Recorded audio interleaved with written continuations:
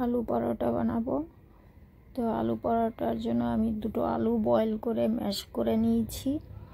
তো এই আলুতে যা যা ইনগ্রিডিয়েন্টস অ্যাড করেছি এটা আমি দেখাইনি, আমি অন্য এক ভিডিওতে দেখাবো, নইলে ভিডিওটা অনেক লং হয়ে যাবে। আর এখানে আমি ময়দা দিয়ে না, আটা দিয়ে এই আলু পরোটা তৈরি করব।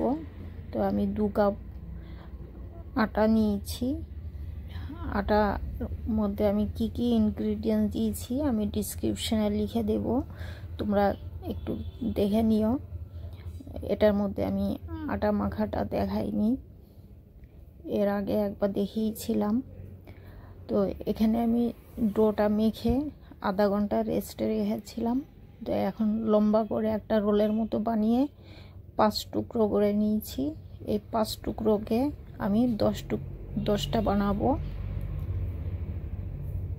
তো অনেকে বলে আলু পরোটা বানাবার সময় আলু যখন ফিলিং করি বেলার টাইমে এটা বেরিয়ে আসে, তো এটা বেরিয়ে আসবে না। কিভাবে বানাতে হয় এটাই আমি শুধু এই ভিডিওতে দেখাবো, যাতে আলুটা বেরিয়ে না আসে বেলার টাইমে আর ভাজার সময়। তো এটা তোমরা একটু ভালো করে দেখে নাও। আমি এখানে প্রথম 5 টুকরো করেছি, 5টা আগে আমি 10টা বানিয়েছি। এই 10টা চাপাটির মতো বানিয়ে আমি বেলে নিচ্ছি। এভাবে আমি সবগুলো একটা একটা করে চাপাটি বেলে নিব, টোটাল 10টা। তো এইভাবে আটার পাউডার দিয়ে আমি সব একটা একটা করে বেলে নিয়েছি। তো এর মধ্যে আমি কি কি দিয়েছি যখন আটা মেখেছিলাম আমি একটু বলে দিচ্ছি। এর মধ্যে দিয়েছিলাম গোটা ধনে, গোটা মৌরি আমি একটু রোস্ট করে নিয়েছিলাম, সেটাকে পাউডার করে অ্যাড করেছি চিলি ফ্লেক্স, সামান্য চিনি, হাফ চামচের মতো, স্বাদ মতো নুন, আর রিফাইন্ড অয়েল দিয়ে আমি এই ডোটা বানিয়েছিলাম। আর আলুটা যখন আমি বানিয়েছি, আলুটা প্রথম আমি বয়েল করে কাটা দিয়ে ম্যাশ করেছি, মিক্সিতে দেইনি বা এমনি অন্য কিছু দিয়ে না, কাটা দিয়েই আমি ম্যাশ করেছি। যার যেরকম সুবিধা হাতেও করা যায় এটা। তো এখানে চামিচে যদি সেটে যায় তো চামিচের পিছন পাটে একটু তেল লাগিয়ে এভাবে চামিচ দিয়ে ছড়িয়ে দিতে হবে।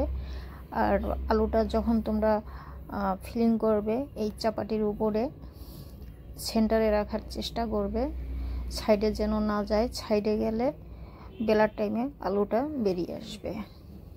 তো এটা একটা টিপস যে সেন্টারেই যেন আলুটা থাকে।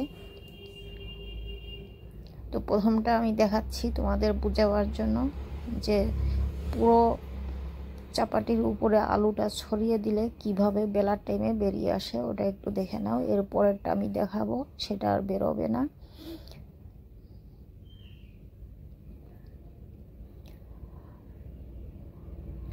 তো প্রথমে একটা চাপাটি রেখে ওটার উপরে আমি আলুটা দিলাম। আলু আমি 5টা বানিয়েছি, 5টা বল বানিয়ে আমি এক একটা বল ফিলিং করে নিচ্ছি। এখন আলুটা চামিচ দিয়ে তারপরে আরেকটা চাপাটি দিয়ে আমি মুখটা ছিল করে দিয়েছি। মুখটা ছিল করার পর আমি পাউডার আটা দিয়ে এটা বেলে নিয়েছি। তো প্রথম কাটটা আমার একটু বেরিয়ে গেছিলো, তারপরেরটা আর বেরোয়নি। সবগুলো বেলা হয়ে গেছে, আমি ভাজতে এসে গেছি। তো যেটা বলছিলাম আলুর মধ্যে আমি কি কি অ্যাড করেছিলাম, আলুতে অ্যাড করেছিলাম কাঁচা পেঁয়াজ, রসুন কুচি, ধনে পাতা কুচি, পেঁয়াজ কুচি, গরম মশলা পাউডার 1 টিস্পুন, স্বাদ মতো নুন অ্যাড করেছি। এগুলো দিয়ে আমি আলুটা মেখে নিয়েছিলাম। তারপরে যেটা করলাম এটা তো দেখিয়েছি।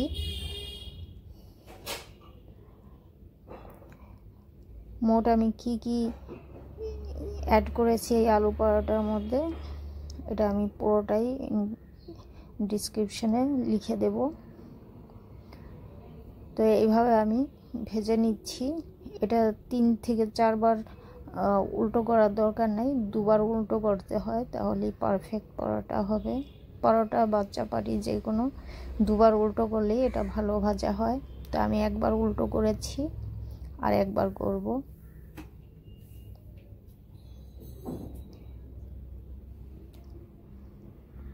তো এই তো আমি সবগুলো পরোটা ভেজে নিয়েছি।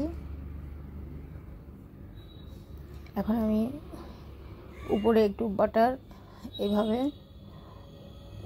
ঘষে দিচ্ছি। এটা অপশনাল, যদি তোমরা খেতে চাও তো দিতে পারো। এই তো হয়ে গেল মজাদার